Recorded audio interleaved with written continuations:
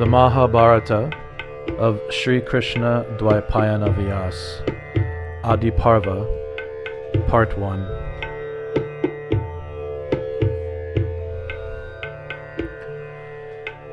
Sri Krsna Dvaipayana Vyasa conceived of the Mahabharata after executing a great deal of austerity and meditation. Although Vyasadeva had compiled numerous literatures for the benefit of persons in the dark age of Kali, Mahabharata was specifically intended to give women, laborers, and degraded members of the higher classes a chance to understand Vedic wisdom. However, when Vyasadeva saw that his composition had expanded to 100,000 verses, he became anxious upon considering how the epic could be passed on to future generations through his disciples. Understanding this, Lord Brahma personally appeared before Vyasadeva to benedict him. Along with numerous other rishis, the wonder-struck Vyasadeva stood up with folded hands to welcome him. After very respectfully seating Lord Brahma and circumambulating him, Vyasa seated himself with Lord Brahma's permission.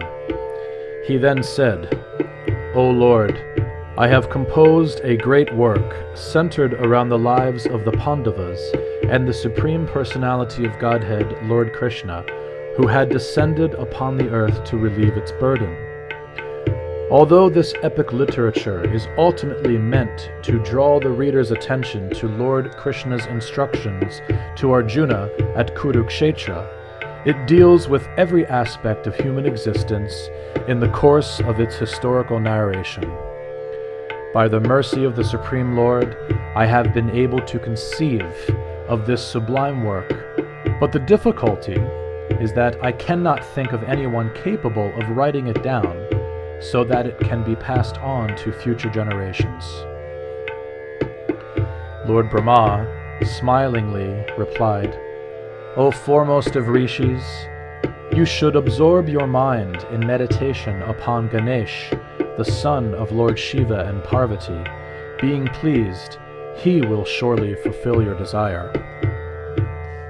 After saying this, Lord Brahma suddenly disappeared from that place.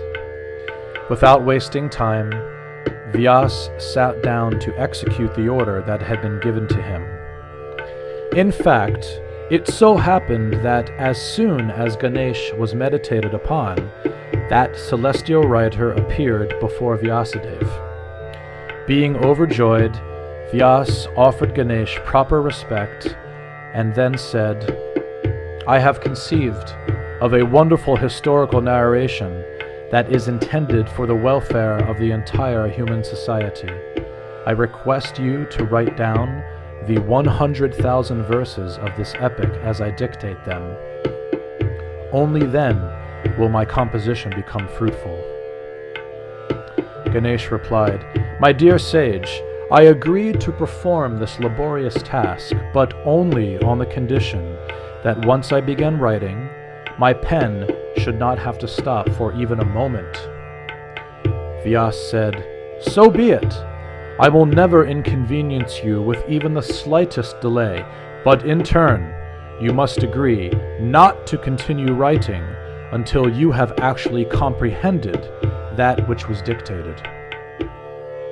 Ganesh smilingly consented by vibrating the sacred syllable Om, and then sat down to commence his work at once. After concentrating his mind, Vyasadeva began the narration of Mahabharata, and he composed it in such a way as to present many deep and grave meanings in concise statements. Because of this, again and again Ganesha had to pause momentarily to contemplate the purport of the author's verses. In this way, Vyasadeva very cleverly provided himself with ample time for dictation without making Ganesha lose his patience. Mahabharata was recited for the first time by Vyasadev's disciple Vaishampayana at the snake sacrifice of King Janamejaya. Vyasadev himself was present, and so was Sutta Goswami, the son of Romaharshana, who was also known as Ugrashrava. Upon hearing Mahabharata, Sutta Goswami went to Naimisharanya, the great forest where great sages, headed by Shaunaka Rishi, were engaged in performing a 1,000-year-long sacrifice to counteract the evil effects of the forthcoming age of Kali, the age of iron. The rishis at Naimisharanya were very eager to hear this great epic from Sutta Goswami, and so they welcomed him with great respect. After taking his seat upon the Vyasasan, Sutta Goswami first of all narrated the events that took place after the compilation of Mahabharata, leading up to the snake sacrifice of Maharaj Janamejaya. Sutta Goswami then explained, when Vyasadeva learned that Maharaj Janamejaya was preparing to perform a great sacrifice, he went to Hastinapur along with his disciples.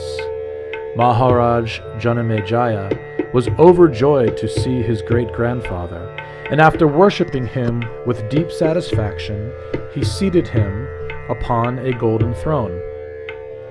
The king was very eager to hear the history of the Pandavas and the Kauravas, and when he expressed this desire, Vyasadeva directed his disciple, Vaishampayana, to recite the Mahabharata.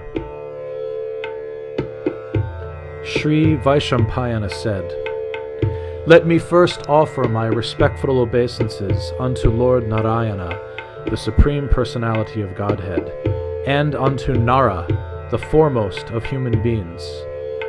Let me offer my respectful obeisances unto the Goddess of Learning, Saraswati, and unto Vyasadeva, the compiler of this transcendental literature."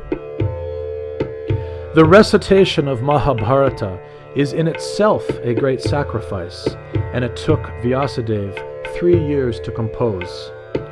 O respected members of the assembly, I shall first of all list the table of contents of this great work, and so please listen with great attention.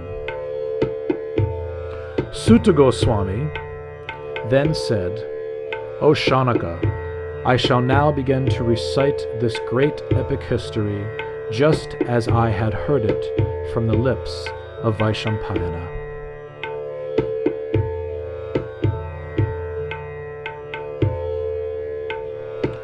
Sutta Goswami then began his recitation. There was once a king of the Parva dynasty named Vasu, who was very virtuous, except that he was addicted to hunting. Under the order of King Indra, Vasu conquered the Chedi kingdom. Then, later on, Vasu renounced the use of weapons and retired to the forest to live a life of penance. However, Indra thought that Vasu was executing austerities in the hopes of someday occupying his heavenly post. With the intention of deviating Vasu from his ascetic life, Indra approached him, followed by all the demigods. As the ruler of the Chedis stood before him with folded hands, Indra said, My dear friend Vasu, it would be better for you to execute your duties as a king and give protection to the citizens. Rest assured that by acting in this way, you shall attain an exalted destination after death. At the urging of Indra, the king of all the demigods, Vasu agreed to resume his royal duties, and Indra was so pleased with him that he gave him a crystal chariot that traveled throughout the sky. Thus, by Indra's mercy, Vasu enjoyed the privilege of being the only mortal with a physical body capable of riding in a celestial chariot. In addition, Indra presented Vasu with a garland of unfading lotus flowers that, when worn, ensured that he could not be injured in battle. Finally, Indra gave Vasu a bamboo pole for ruling over the citizens. After 1 year had passed, Vasu planted this bamboo pole in the ground and then used it in his worship of Indra to commemorate the benediction that he had received from the King of Heaven. Ever since then, people have followed Vasu's example, and thus they are seen to place a pole in the ground while offering worship to King Indra. Indra was very pleased with Vasu's worship, and so he assumed the form of a swan, and personally came to accept the king's offerings.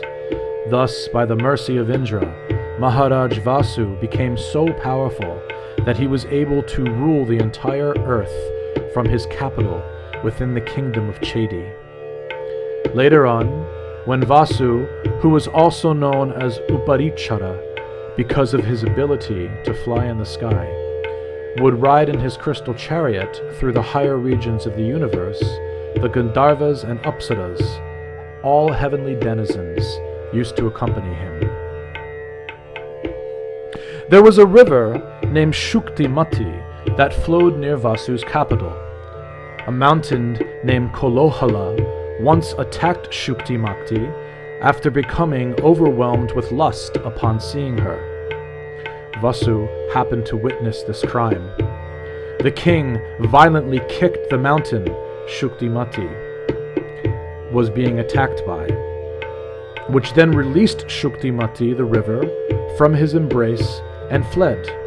Still, as a result of her connection with Kolohala mountain, Shuktimati gave birth to twins.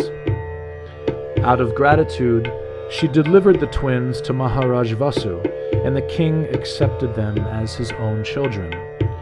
Later on, Vasu made the boy his commander-in-chief, and then married the girl, who was named Girika. Once, later on, when her time for conception arrived, Girika eagerly presented herself before her husband Vasu. However, it so happened that Vasu's forefathers had approached him and requested that he go to the forest to procure some deer for offering in the Shraddha ceremony. Vasu had to obey the Pitris, his forefathers, but as he was hunting in the forest, his mind was filled with thoughts of his beautiful wife. It was spring, and so the forest was filled with flowering trees, making it appear just like a heavenly garden. The air carried fragrant breezes that gradually aroused within the king an ardent desire for sexual enjoyment. In this condition, Maharaj Vasu sat down beneath a large Ashoka tree, and being aroused, he thought lovingly of his beloved wife, Girika. At this time, the king happened to see a swift hawk resting nearby, and so he requested the bird, "Please, carry my semen to my wife, the queen Girika, for her time for conception has arrived." The hawk agreed to perform this service for the king. However, as it was flying through the sky, another hawk swooped down to attack, thinking that it was carrying some meat in its claws. During the fight that followed, the king's semen fell into the Yamuna river below and was immediately swallowed by a female fish. This fish was actually the heavenly denizen Apsara named Adrika, who had been cursed by a Brahmin. Then, 10 months after swallowing the semen, the fish was caught by a fisherman. When the fish body was cut open, 2 human babies, a male and a female, emerged from her stomach. As preordained by the Brahmana that had cursed her, the Apsara was immediately released from the curse. The astonished fisherman then took the twins and presented them to the king. Maharaj Vasu decided to keep the male child, who later on became the pious King Matsya. Vasu returned the female child to the fisherman, who then decided to raise her as his own daughter.